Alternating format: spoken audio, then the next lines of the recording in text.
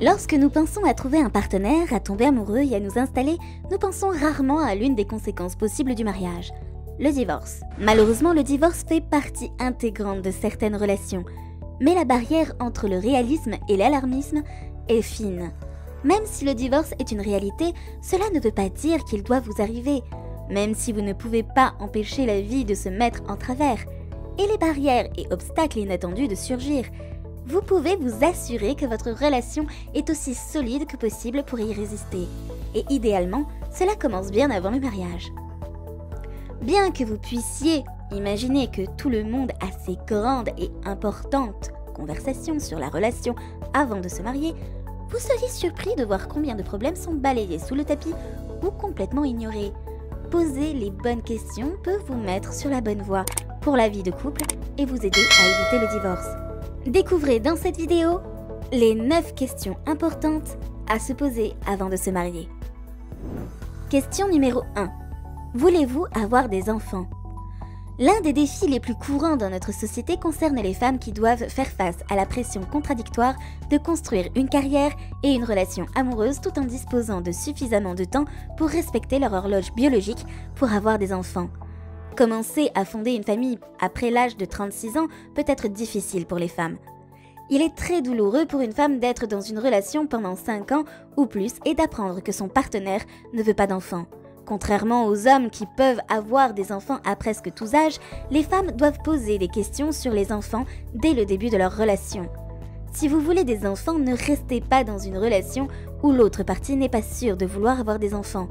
Nous vous recommandons de dire poliment et avec amour à votre partenaire que s'il change d'avis, il pourra vous le faire savoir. Question numéro 2. Pouvez-vous tous les deux faire de votre mariage la priorité numéro 1? Y a-t-il des engagements envers les parents ou les enfants de votre premier mariage qui vous empêchent de faire de cette relation votre priorité? Cette question est la plus difficile et la plus importante. Il existe des loyautés invisibles qui peuvent fragiliser les mariages. Les parents, le travail excessif, les passe-temps passionnés, les problèmes de santé et même les amitiés sont quelques-uns des engagements ou obligations qui peuvent empêcher un couple de passer en premier. Il est dévastateur de découvrir, après vos vœux de mariage, que vous n'êtes pas la priorité dans la vie de votre partenaire. Ces questions peuvent être négociées, mais il faut le faire avant de rendre votre relation officielle. D'ailleurs, en parlant de mariage, si vous souhaitez faire plaisir à votre partenaire ou un bien-aimé, n'hésitez pas à visiter notre site mybeloved.fr. Nous proposons des cadeaux uniques et 100% personnalisables pour toutes les occasions. Vous trouverez le lien dans la description. Question numéro 3. Quel est votre engagement dans la religion? Vous devez également discuter de vos points de vue sur la participation à la religion. Si vous avez des différences importantes, cela peut poser un gros problème. Avoir des religions différentes peut aussi être problématique. Si vous avez des enfants, avec quelle religion allez-vous les élever?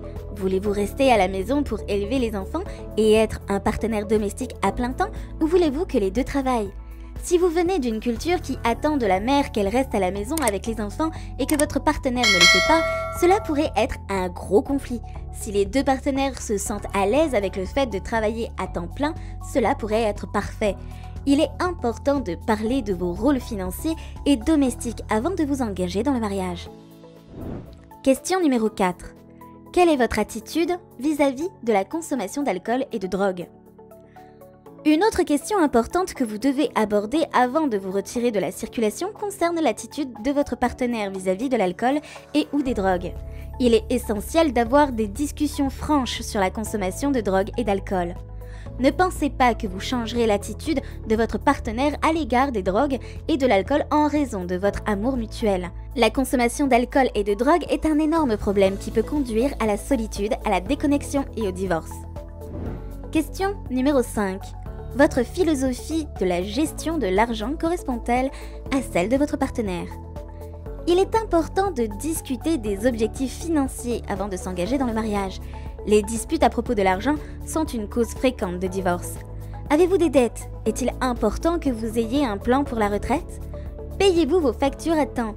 Travaillez-vous dans le but de voyager et de partir à l'aventure ou êtes-vous plus intéressé par la constitution d'une épargne ou par le fait de vivre en respectant un budget? Qui paiera les factures? À partir de quelle somme d'argent souhaitez-vous prendre une décision conjointe? 100 euros, 500 euros, 1000 euros, 10 000 euros? Question numéro 6. Quel est votre style de communication? Tout le monde entend dire que la communication est cruciale dans une relation, mais il peut être difficile de savoir comment avoir une communication saine si vous semblez tous deux avoir des styles de communication différents. Alors même si cela semble théorique, communiquez sur la communication. L'un de vous a-t-il besoin de temps pour réfléchir?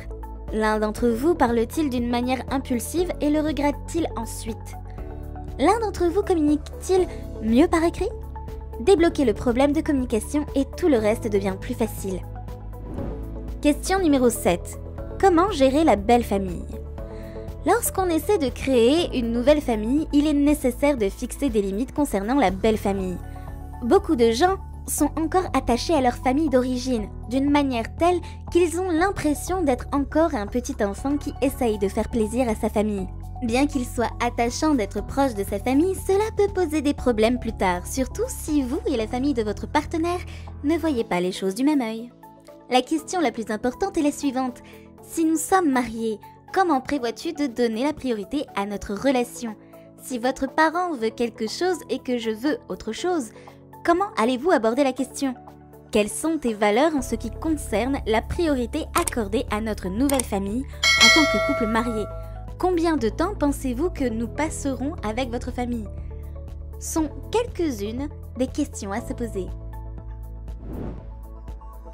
Question numéro 8. Quelles sont vos attentes en matière de vie sexuelle? Les partenaires peuvent avoir des points de vue différents sur la fréquence des rapports sexuels dans le mariage. Il est important d'explorer honnêtement les attentes en matière d'intimité. Cela fait partie de la conversation autour de la relation. Quelles sont les attentes et les fantasmes à ce sujet? D'autant plus que cela change au cours d'une relation. Il y a des saisons où c'est vraiment chaud et d'autres où c'est vraiment sec. Assurez-vous mutuellement qu'une activité sexuelle moindre, surtout pendant ces saisons sèches, ne signifie pas que vous avez perdu tout intérêt pour votre conjoint. Collaborez à l'exploration d'autres façons d'être intime. Question numéro 9. Quels sont vos non négociables? Tout le monde en a. Il peut s'agir de questions traditionnelles, comme le fait de vouloir des enfants, la religion dans laquelle vous voulez qu'ils soient élevés, ce que vous attendez d'un partenaire. Mais elles peuvent aussi être totalement différentes. Il peut s'agir de l'endroit où vous devez vivre, de projets passionnels que vous voulez poursuivre ou d'objectifs professionnels que vous avez besoin de soutien pour atteindre.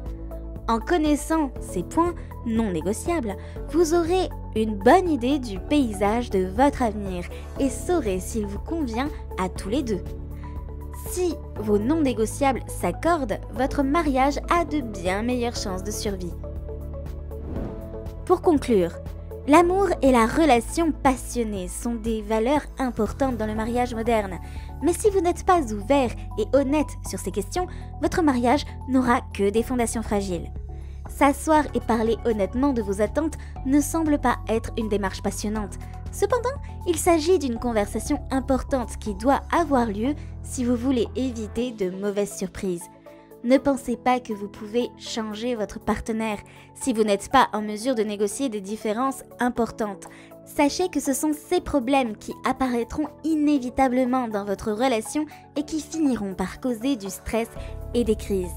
Nous encourageons les couples qui envisagent de se marier à se poser les questions que nous avons évoquées. Vous devez faire appel à votre réflexion et non à vos sentiments.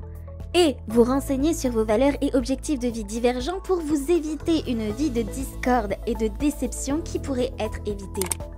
Si vous avez aimé la vidéo, dites-nous ce que vous en pensez dans les commentaires et n'hésitez pas à vous abonner. À très bientôt!